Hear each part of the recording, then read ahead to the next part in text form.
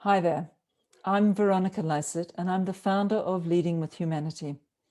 Thank you so much for taking the time to listen to what Leading with Humanity is all about. And I do hope that the information that I can give you here will help you to either enhance your leadership, or if you're a coach, maybe to help you work with clients to enhance their leadership skills. So what is Leading with Humanity all about? And why is it important? Mainly because I feel we're close to a tipping point. The style of leadership is becoming polarized around the world. Dr. Josie McLean describes it as a transition from mechanistic leadership to more living systems.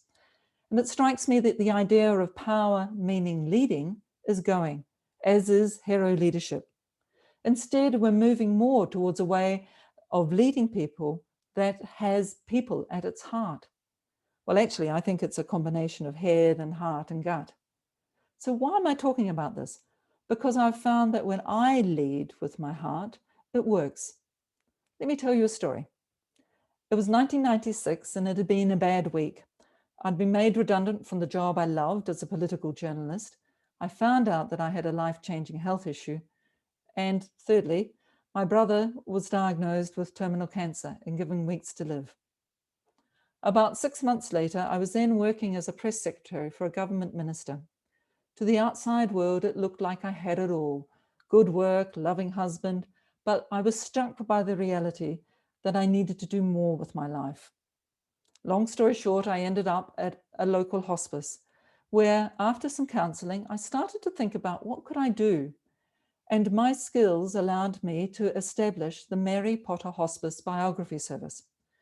What we did is, well, it quickly grew from me to other people. Secretaries at my work and other people became really excited about helping out. So we became a group of people who cleared the ethics and then talked to those people, listened to those people who had months, maybe a year or so to live, and recorded their story about their life. 25 years later, the service is still going. It has also expanded to other hospices around the country and has become a movement in New Zealand. At the time, my leadership was not at all forced. It was a way of being a service. It was an idea. I thought I could make a difference. This way of leading with purpose for others and from a place of awareness is at the heart of Leading with Humanity. Only now can I look back and say that the idea of Leading with Humanity was born all those years ago. And today it is a privilege to be able to share some of those ideas with you. Back in March 2019, a gunman walked into the El Nor Mosque in Christchurch, New Zealand, my home city, and opened fire. By the time he had made his attacks in that mosque and then moved on to a second one, there were 51 people dead and 40 injured, and New Zealand was in mourning. Jacinda Ardern was there to lead by example, showing empathy, kindness, compassion towards those who had lost people or those who were injured. She also took action. With the support of Parliament, she changed legislation within the month, banning those particular sort of military-style semi-automatic weapons. She also refused to name the killer and asked the media to support her in that. We then had the COVID pandemic hit. And during that time, there were a number of people who led well in those first few months. They made decisions that had their citizens at the heart. New Zealand was one of them. But it wasn't the attitude of all leaders around the world, which had me asking, what are the hallmarks of someone who leads with humanity? So, as an ex-journalist and a coach, my bread and butter is asking questions. So I asked people. And I found that there are 6 things that those who lead with humanity have in common. They are purpose, that they have people at the heart of what they do. They have awareness of themselves and others. They act as a role model. They operate out of their values, and they listen well. so that they can take that information on board and be flexible and curious about what they hear.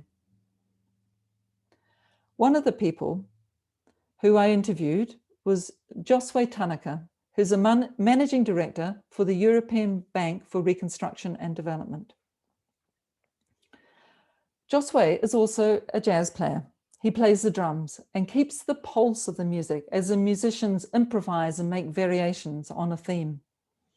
He sees the way he plays as an analogy for his work, keeping time, holding the rhythm and the pace of the band.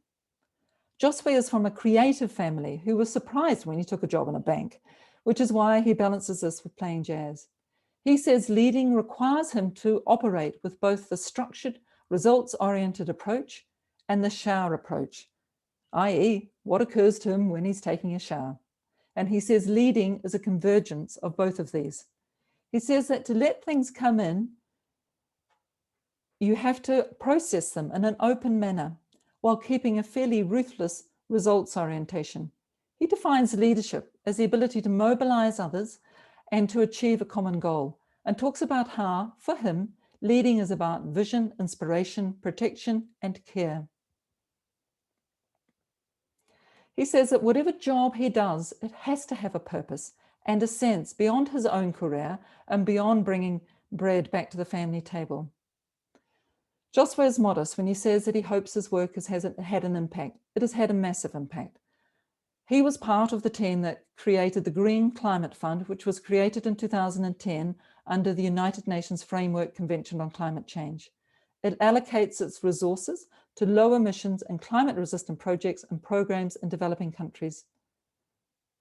The programs, which have an overall value of more than 1.4 billion US dollars in 10 countries, have reduced greenhouse gas emissions by around 2 million tonnes a year. And they're also expected to finance over 20,000 sub-projects to create employment opportunities through vocational training. The second result that Josue has is that the carbon reduction last year exceeded 100 million tonnes. Now, why am I giving you all these numbers? Because essentially, I want to say to you that leading with humanity causes results. It leads to teams that are cohesive, able to do their job well, and that have a results orientation and achieve things. So what motivates you? What is your purpose? Or if you're working with clients, do they have a clear purpose? What enables them? The next person I spoke to was Micheline Mason, who has a real focus on enabling others. Micheline was born with a condition that meant that she had a severe physical impairment. And she didn't attend a school until she was 14 because there wasn't a school that would take her. There was a segregated school for boys, but Micheline was 14 when she first attended a school which was segregated, not segregated on race lines, but segregated along those who are able or disabled. She says she didn't understand, she says that those who created the schools didn't understand that disabled people never wanted segregation. She said they didn't choose it and it limits your life. It may be safer, but it doesn't prepare you to live in the world, and nor does it prepare the world to live with you. Well, time rolled on, and a number of years later, in the 1980s, Micheline became a mother, and her daughter inherited her condition. The law at the time, in theory, allowed for disabled children to attend a mainstream school. This is in the UK, but the practice was different.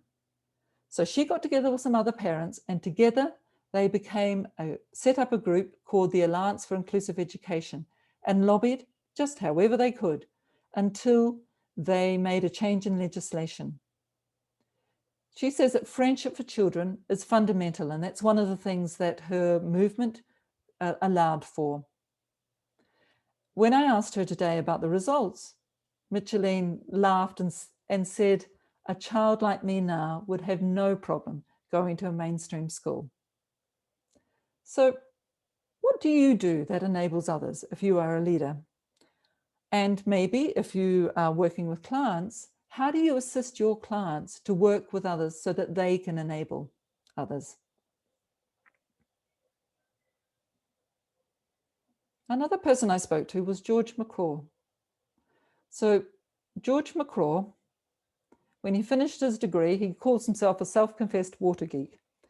He jumped on a plane and went to South Sudan. And he was in South Sudan helping find water when he got a phone call from a donor. The donor said that she would give him $50 on one condition. Okay, says George, what's the condition? And that his money is spent on getting clean water to those living in the Navajo Nation. George was shocked. He didn't know that there was a problem in his own country about people not having access to water. But 2.2 million Americans lack access to clean running water and basic indoor plumbing that the rest of us take for granted. Imagine not having clean water to wash your hands while we've got coronavirus. Today, race is the single strongest predictor of whether you have access to a tap or a toilet in your home in America. African American and Latinx households are nearly twice as likely to not have access to complete plumbing, and nationwide, Indigenous people are 19 times more likely to not have access to plumbing. So George stepped in and created Dig Deep. His journey has been one of self-reflection as the organization has grown. That has meant George has shown up, trusting in others, those who he is serving, to be able to tell him what needs to happen to have the best impact. So he has a really strong awareness of self and others. George says that to be a good leader, you need the courage of your convictions, courage to make decisions, and compassion to share power with those most impacted by your decisions, and the flexibility to change based on real feedback. So while we're talking about self-awareness, there's also quite a lot of literature that says that there is a correlation between awareness of self and others and the ability to lead. So as a leader, what are you doing to help your self-awareness? And if you are coaching, how are you helping your leaders who you're coaching become more self-aware? The next person that I spoke to was Nisreen El-Sayem. Nisreen is an absolutely wonderful young woman, and I had the pleasure of meeting her when I was in Sudan. At the time, at the end of 2018 and early 2019, was a turbulent time in Sudan, as there were protests against a 30-year-old al-Bashir dictatorial regime, eventually resulting in a transitional government until 2022. So as a student, Nisreen was elected to her role as a leader of a group of students to lead the protests. And she said, why was she elected as a leader? Because she was doing the small things, like greeting people, asking them how they were, helping them out in any way that she could. So her group is known, her group of protesters from the university became known as Nisreen's Batch. Despite the risk to life, she kept protesting. And she says that her protests, she started with the women. And when the women started protesting, the men followed. She says the people in her batch, what was called Nisreen Batch, became people who learned how to discuss, present arguments, how to defend their thoughts. And at the end of the protests, most were being led by those who were new to the university. Their freedom of speech, freedom of gathering was undermined and restricted, but whenever they had the space to speak and you convince them that you listen and you understand what they say, then they actually interacted with you. That was Nisreen's comment. Nisreen was recently appointed as one of 7 young people from around the world to the UN Youth Advisory Group on Climate Change, reporting directly to the UN Secretary General. So Nisreen acts as a role model. She practices what she preaches and how she leads, and it is bringing her support of her community and allowing her to build a career at the same time. So in what way do you act as a role model when you are leading? And if you are coaching, in what way are you assisting your clients to act as role models? Another person I spoke with was Sami Al-Charifi. He is a CEO of Marmalade Fish, which is a consultancy in the UAE, which helps organizations define their values. So of course, He's pretty good on knowing his own values. And as a child, Sammy would take a packed lunch and a butty, he grew up in the UK, and go and watch aeroplanes land at his local airport. A long story short, he ended up working for Emirates Airlines. When he was 10 years old, he wrote to them and asked for a job, and they said, come back in 10 years' time. And that's exactly what he did. So Sammy has taken his knowledge and experience of working with values, and when he was at Emirates wanted to take the airline from number 9 in the world to number 1 in the world. And he knew that that would take humanity. So he created a program called Najun to identify the values of the airlines and embed them in the culture. And that's exactly what he did. And Emirates then became number 1 in the world. And the result of that was that the airline gained a huge amount of brand equity that was worth billions. So I'd like to, when I asked Sammy to define leadership, he said it's anybody who's willing to step up. But if you're going to step up, for what? And that's where values come in. If you were to choose 2 or 3 of the most important things in your life, what would they be? How could you bring them to your work? How could you bring them to the way that you lead? And for your clients, the same questions. Another woman I had the privilege of talking with is Selena de Sola, who leads an organization called La Swing in El Salvador. Selena was born in El Salvador, and she was lucky enough to be born into a family where she was able to get education and also to legally leave El Salvador during the Civil War. But she has a big heart, and even as a girl, she looked around her and could see the suffering of people and animals, and she felt guilty about her privilege. But her mother said to her, don't feel guilty about it, do something. So after a number of years of working overseas, studying social work, working in the humanitarian aid organizational field, she returned to El Salvador. And there, she decided that she would connect with the local people and ask them what they needed most. What were their priorities? So she and her husband, Ken, after her study and with her husband, Ken, from the government sector, and her brother Diego from the private sector, they returned to El Salvador and listened to what local communities wanted.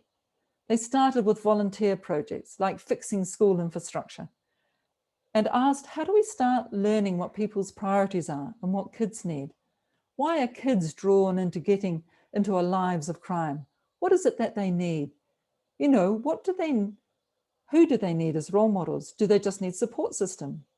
So there started being an opportunity to create an organization that would be able to draw from global best practices, but be driven locally and being founded in El Salvador. And that's exactly what she set up. She found that kids only go to school for 4 hours. So we know that any child that has too much time in their hands are going to get into trouble, particularly if they're living in places where that's the culture. So Selena says they started looking at how they could use the school buildings when they were closed.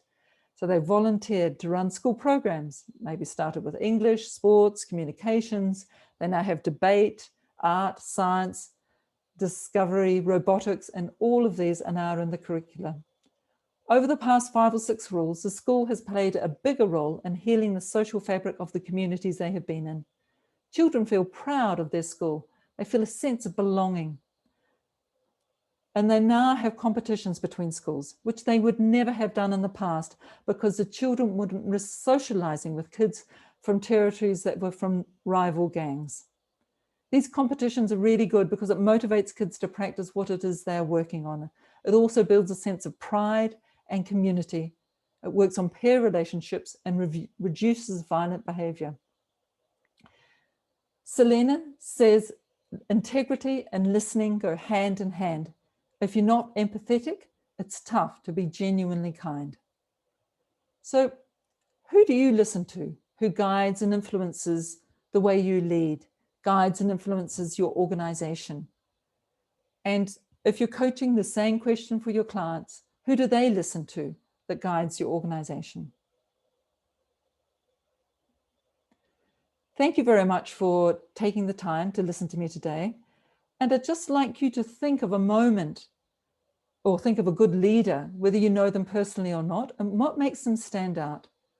And what are your or your clients' best leadership attitudes or skills? I'd love to have your feedback. If listening is part of what I do. So if you would like to be in touch, then please email me on veronica@leadingwithhumanity.org. Thank you so much.